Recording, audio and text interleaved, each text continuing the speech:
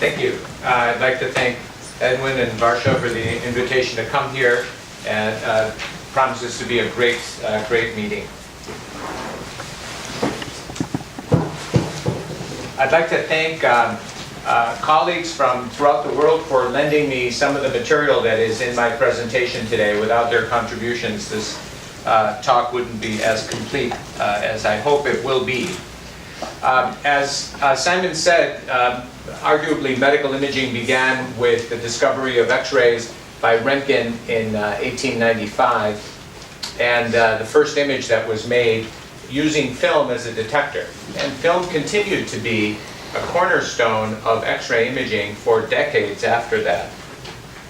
We don't use film very much anymore as an X-ray detector, and instead rely on electronic detector systems for X-ray imaging. For radiography and fluoroscopy, most systems use some form of a flat panel detector. How does this work?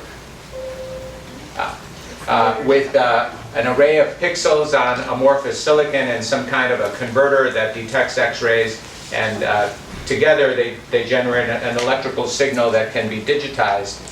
In CT, commercial CT systems rely on what are called scintillator photodiode detectors, and you see here an array of scintillators.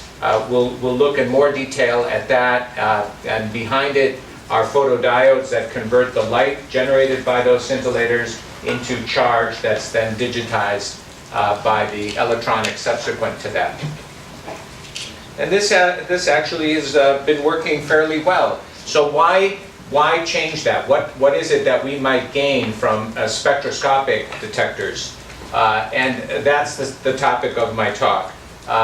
As I hope you'll see, these detectors can improve the detective quantum efficiency of our systems through elimination of electronic noise, improving the quantum efficiency, and also the weighting of photons dependent on their energies can be quite powerful. In addition, these detectors can give us material specificity more than we normally get by looking at the average attenuation coefficient. And also, although I won't talk very much today about this, they can allow us to improve the spatial resolution of our systems as well. We're looking now at the face of a CT detector. This is the scintillator. Each one of these is a converter that absorbs X-rays and generates light. They are separated by reflectors to make sure that there's no crosstalk between them. And here you see that from the side. So we've got the scintillators surrounded by some kind of a reflector, and then the photodiodes behind it that convert that light signal into charge. One of the problems is that the geometric efficiency of this isn't as high as you'd like it to be because of the reflectors. So in a 2D system like this, when you reduce the cell size to the order of a millimeter, the geometric efficiency is on the order of 60 to 70%. The rest is paint. And any X-rays that hit the reflectors then are lost to your system. You can imagine that if we tried to make these cells even smaller, then pretty soon all we would have is paint. And so that places a fundamental limit on what the spatial resolution of these CT detectors can be while still having reasonable quantum detection efficiency. There's a problem with these detectors also at very low signal levels, and that is the electronic noise in the measurement electronics. This is a paper from about 10 years ago that was looking at CT colonography and asking the question, how much can we reduce the radiation dose in CT colonography and still make accurate determinations of or detection of polyps? And so they took normal dose CT scans and injected noise digitally into them to mimic lower dose exams. And you see lower dose or higher noise images, and they looked, radiologists looked at these and examined them, and they tried to see at what point would the accuracy suffer. And what they found is that extremely low doses may suffice for CT colonography because this is such a high contrast task. We're looking at tissue-air interfaces. But what they found is that the lowest tube currents that could be used, in fact, were not available on the system, cannot be realized in clinical practice. The scanner does not allow a setting of X-ray tube current that low. Similarly, here's a study done in much the same way, looking at pulmonary low nodule detection and looking at the accuracy of the exam as a function of relative dose. And they found that it could tolerate substantial dose reduction. 80% dose reductions should be possible, but that MA station is not available on the scanner. So why is it not available on the scanner? As you reduce the fluence, this is a plot of the variance of the projection measurement signal as a function of the fluence of X-rays that were used to measure that. We expect the variance or the noise to rise as the X-ray number of X-rays goes down, and this is we expect that to be a linear dependence of variance against fluence. When you get to the electronic noise floor, the slope of that changes and becomes -2 instead of -1, and that's just through the injection of the electronic noise floor into the system. Eventually, that overwhelms the quantum noise of the system. Here's a demonstration of that. This is a scan of a cadaver done at very low technique. This is 4 MAS on a commercial CT scanner. And this is what it should have looked like. This image was generated by taking a higher dose scan, injecting noise to what the quantum noise level should have been. So this is what the quantum noise level should be in this scan, but this is what the noise level actually is because of the electronic noise level. It's roughly 3 times higher than it should be. And that's why the manufacturer won't let you run at such a low technique. So what can we do about that? Just to summarize the problem, we have a detected quantum efficiency loss at very low intensities because the system becomes electronic noise limited.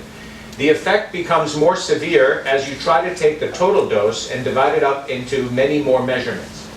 And we're doing this more and more. For example, in cone beam CT or tomosynthesis, we take the total radiation dose that we would have used in mammography and try to split it into dozens or hundreds of views.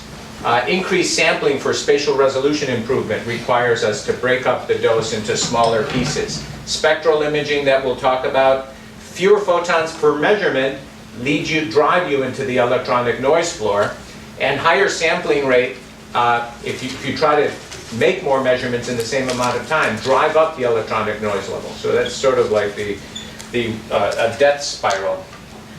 So if we look at the detected quantum efficiency of an X-ray detector of this type as a function of the fluence, at high fluence, we're limited by the geometric efficiency.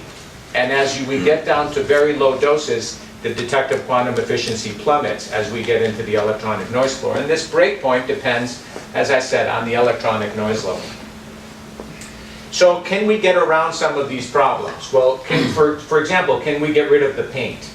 If we use a direct conversion material, a semiconductor, we can use the electric field in the semiconductor to lead the charges to the electrode that they're supposed to go in and get rid of the reflector. So if you do that, you could end up with 100% geometric efficiency, no longer having to have those reflectors. In addition, if we convert from an analog measurement of the X-ray intensity to counting individual photons, which is the subject of my talk today, we get rid of the electronic noise level. Because all we have to ensure is that each photon produces a signal high enough to get above the electronic noise floor of the channel, as is done in a nuclear medicine detector. So the system would look like this with a pulse shaping amplifier and one or more pulse height discriminators and counters. In addition, once you get rid of the paint, higher spatial resolution is possible. The spectral information is useful, as I'll show you. So that's the good news, and I'll show you some of the promise, but I'll also talk about what the challenges are. This is another view of that architecture. So the detector input comes here. There's a shaping amplifier, and then comparators that compare that pulse height to some reference voltages and counters that go along with that. one of the limitations in these detectors, as in nuclear medicine systems, is if you try to drive them too fast, the pulses start overlapping. So if a single photon comes in, the shaper gives you that nice little pulse and you can recognize it and measure its amplitude. But now if two photons come in close temporal proximity, they will overlap. And as a result of that, you miss one of them, and in addition, you get the wrong energy. Perhaps if they're a little farther apart, you might be able to do something about it, but this would be quite difficult. So if we look at the output count rate as a function of the incident number of photons onto the detector, there's a linear portion, and eventually the detector saturates, and in fact the count rate can start going down if in certain kinds of electronic detector electronics. And we miss more and more of the photons due to this pulse pileup and count rate losses. So this is the curve that I showed you before of the DQE for an analog scintillator photodiode detector. The photon counting detector, in principle, we should be able to get much higher DQE at 0 because of getting rid of the paint. They work really, really well at low count rates. As you drive up the count rate, eventually you start running into count rate losses, and then the DQE goes down because you start missing counts.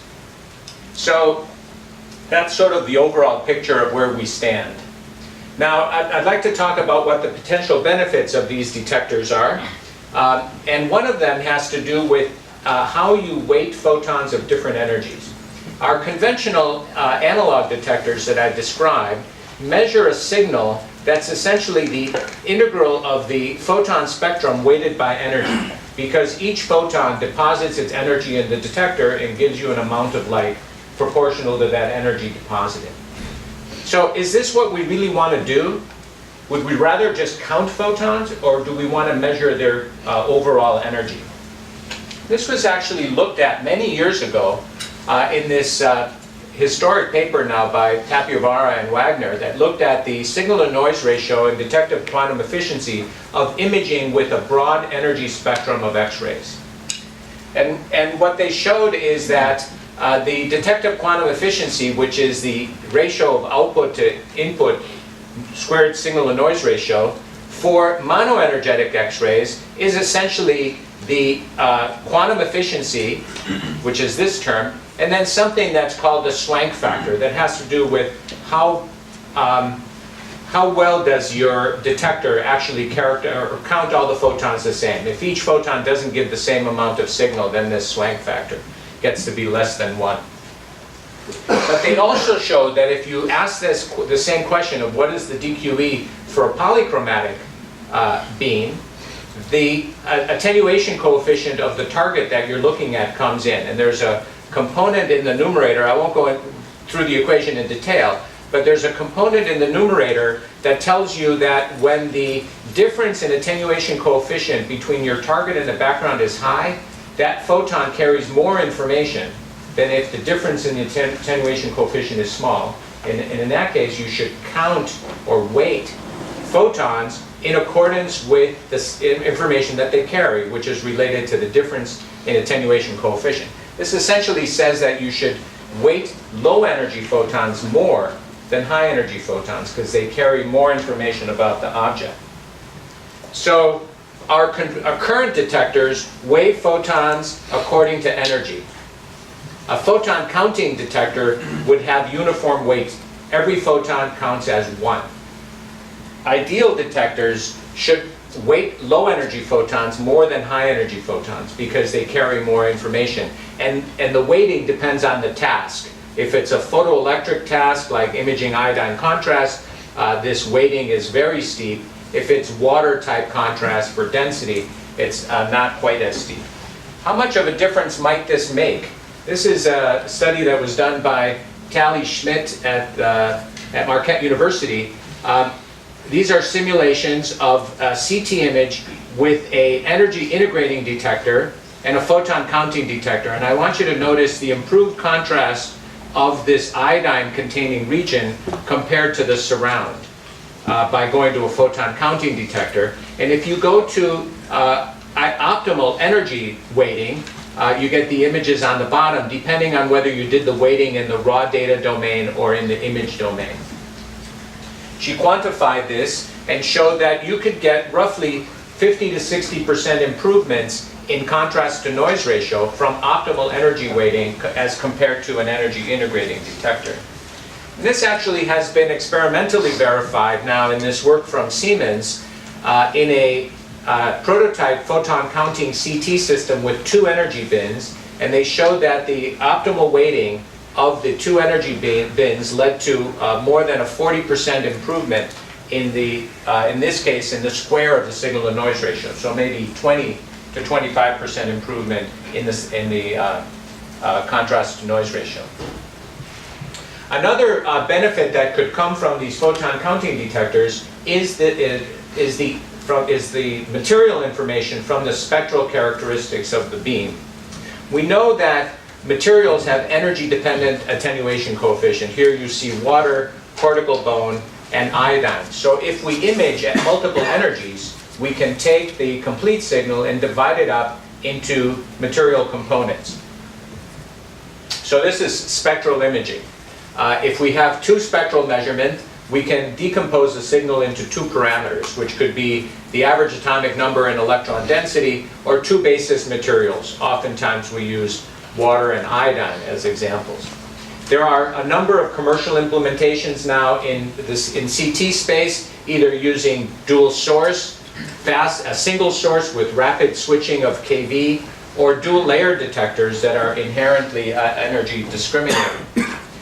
Here's a clinical example from the Siemens dual source scanner. This is a patient with cancer in the throat, and this is a conventional water image, and this is the iodine image showing invasion as seen through the iodine enhancement of the cancer across important anatomical landmarks verified by pathology, whereas in this case it's very difficult to decide on the water image whether the tumor has invaded this region here. The iodine image shows that it has not, and in fact that also was verified by pathology. So the selective iodine image coming from the dual energy scan in this case was helpful. So that's the benefit that can come from spectral imaging.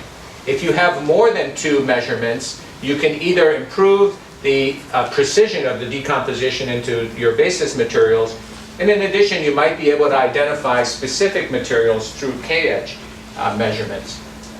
So again, the way this would work is you have your semiconductor detector generates electron hole pairs, you collect, for example, the electrons that give you this charge pulse, you shape it and compare it, and the signal is measured by a bunch of counters depending on the pulse height of that. And a lot of people are describing this as color X-ray measurements in analogy to black and white versus color photography.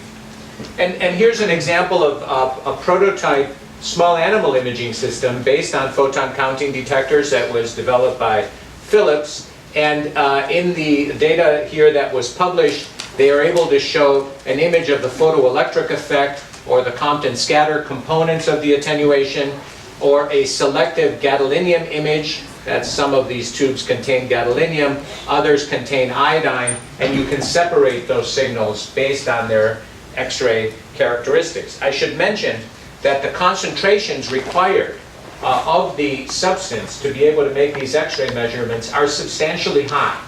This is not molecular imaging. These are high concentrations, and I don't see spectral CT getting to the point where it competes with PET or optical imaging in terms of sensitivity. So how good are these detectors? One of the key problems with these spectral X-ray detectors is their spectral response. So suppose you take one of these detectors and you shine monochromatic X-rays at it, in this case the radiation from americium-241. Ideally, we should get a spike in the spectrum at around 60 keV. And this is what you measure. You see, first of all, the photopeak is broad, as we expect, and then in addition there's a plateau of counts that look like they're low energy counts. In fact, there weren't any low energy photons. These are misrepresented events. The photon had 60 keV, your detector thinks that they had 40 or 30 keV. This will cause your spectral signal to deteriorate. The cause of this is several physical phenomena that I'll describe shortly. Eventually you get to the electronic noise floor, and then you basically have to set your discriminator above that, so you don't want to count those noise events. I mean, if this was the energy response, frankly, I'd be thrilled. In a lot of detectors, this is the energy response. So here's the photo peak, and you get all of these fictitious events that look like low energy photons that aren't really there. What's causing this? Well, the 60 keV photon comes in and can interact with the detector through a variety of mechanisms. With cadmium telluride, they're mostly photoelectric effect. However, the characteristic X-rays from cadmium or tellurium can escape. And if they do, then all of a sudden the amount of energy that you recorded is wrong because some of the energy escaped in the form of that secondary photon. In addition, the cloud of charge that's moving down to your pixel array of detectors can be of substantial size because of the range of the secondary quanta, as well as the fact that the event could have been in between two cells. And so now, instead of all the energy showing up in one counter, they show up in multiple counters, and this is called charge sharing.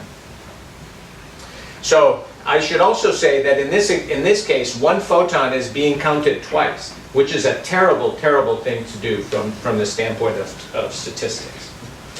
So my former student, Adam Wang, looked at this, and he modeled what would happen if the spectral response, instead of being a perfect spike, he modeled it as just a plateau. And we look at the effect of what fraction of the photons appear in the plateau. He also looked at the width of the photo peak. And then he also looked at the effect of pulse pileup, here characterized by beta, which is the ratio of the incident count rate to the characteristic count rate of the detector, 1 over the dead time of the detector, using a relatively simple pulse pileup model that we don't need to get into. He simulated the following imaging experiment. The object consists of 2 thicknesses of water in one dimension, and then a step wedge of iodine in the other dimension. And you ask, how well does my system do at characterizing the amount of water and the amount of iodine in the object? And this is a plot of the performance of the system as a function of what fraction of the photons are in that tail and how fast you're trying to count. A system that has 20 keV, 20% full width at half maximum, 20% photons in the spectral tail, and counting at 20% of the characteristic count rate. That's what this red dot is. And it's being compared to a dual source system running at 140 and 80 kVp. And so you can see that the system is doing roughly twice as good as a dual kV system. That's great. Ideally, you'd be down here where you could be doing more than 3 times better than a dual source system. However, if you're not careful, you're operating up here where you're doing, in fact, poorer than a dual source system. And in fact, this is not a trivial detector performance to achieve. Here's a demonstration of what the images would look like. This is, in fact, an even more optimized dual source system. And what we're looking at is the noise level of the water image or the noise level of the iodine image. And on here, on this side, is a perfect photon counting system. And you can see that this is, in fact, better than that. But if you go to this 20-20-20 detector, they're starting to become difficult to separate. So in fact, the photon counting detectors have to be pretty good in order to compete with a dual kV system. So spectral distortion is important. The effect of the photo peak width is relatively modest, but the spectral tailing and pulse pileup effects can be quite severe. Deterministic corrections, that is, if you knew what the detector was, you can correct for these effects. and you can get the signal right, but the noise penalties, the statistical penalties from count rate losses and things like that remain. There are possible cures for this. This is work from a Scandinavian company looking at detectors in which they are trying to correct for the charge sharing. Much as you do in a nuclear medicine system. Remember I showed you this spectrum. If you detect that two cells are firing simultaneously, you can say, well, that's actually one photon, and you put that energy together and now get rid of the pulse pileup effect, and in fact, possibly even localize the photon to somewhere at higher resolution than your intrinsic cells. And this is what they can get when they do this charge sharing correction. So the great thing is you correct for that charge sharing. This is the impact of that, again, an aluminum and plastic decomposition. In a conventional image, you can't even tell them apart. This is the dual energy subtraction looking at the aluminum image. And if you turn the charge sharing correction on, the noise level drops because you've improved the spectral response of the detector. The problem is that this charge sharing correction slows down the detector by about an order of magnitude. And it's a degree of loss that we currently can't really tolerate. One thing that we're doing, just to plug our own research, is looking at dynamic bow tie filters, dynamic pre-patient attenuators, to try to diminish the count rate requirements of the detector, of photon counting detectors. But I won't say any more about that. So just to summarize, photon counting detectors have high promise for medical imaging. They promise higher dose efficiency, no electronic noise, spectral information free of charge, and potentially higher spatial resolution as well. Key technical problems need to be solved. The count rate capability is one of them. The spectral distortion coming from charge sharing, pulse tailing, and pulse pileup. How reproducible are they, and can we manufacture them at reasonable cost? Some applications might benefit from potential for higher frame rates as well that I didn't talk about. We also need work in the data processing techniques to correct for the residual distortions. My view is that the introduction of this technology should be phased in. Don't try to jump into the deep end of the pool all at once. Perhaps dose-sensitive applications like mammography, preclinical imaging, as I showed you, is an example of a region where perhaps these detectors can contribute sooner.